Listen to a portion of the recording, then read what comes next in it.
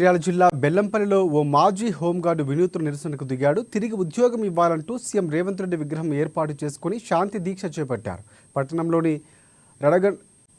రడగంబాల బస్తీ municipal office సమీపన ఉన్న తన నివాసంలో సకినాల నారాయణ నిరసన చేపట్టాడు. హోంగార్డు సమస్యలతో పాటుగా తనకు తిరిగి ఉద్యోగం ఇవ్వాలని శాంతి దీక్షకు పూనుకున్నాడు. హోంగార్డు వ్యవస్థను పర్మనెంట్ చేయాలని, చనిపోయిన వారి కుటుంబంలో ఒకరికి ఉద్యోగం ఇవ్వాలని తదితర అంశాలపై డిమాండ్ చేశాడు. ఇక హోంగార్డు సమస్యలు పరిష్కారమయ్యేంత వరకు దీక్ష కొనసాగుతుందని ఆయన స్పష్టం చేశాడు. నవరాత్రుల పూజలాగా శాంతియుతంగా మరి మన రేవంత్ రెడ్డి గారి మనసు కరిగి వారన్నమాట ఏదైతే ఉందో హోంగార్డులను పర్మనెంట్ చేస్తా, కార్యాలయ నియామకాలను వెంటనే విధులలోకి తీసుకుంటా, అదేవిధంగా కోర్టు నుండి వచ్చిన వాళ్ళని కూడా విధులలోకి తీసుకుంటా అని చెప్పడం జరిగింది.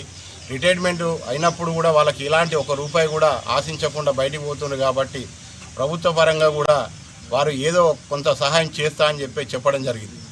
కాబట్టి దాని విషయంలో ఇప్పుడు డిసెంబర్ 6 తారీఖు నాడు మన రాష్ట్రంలో అధికారికంగా మన హోంగార్డ్ యాన్యువల్ డే మరి జరిపించాలని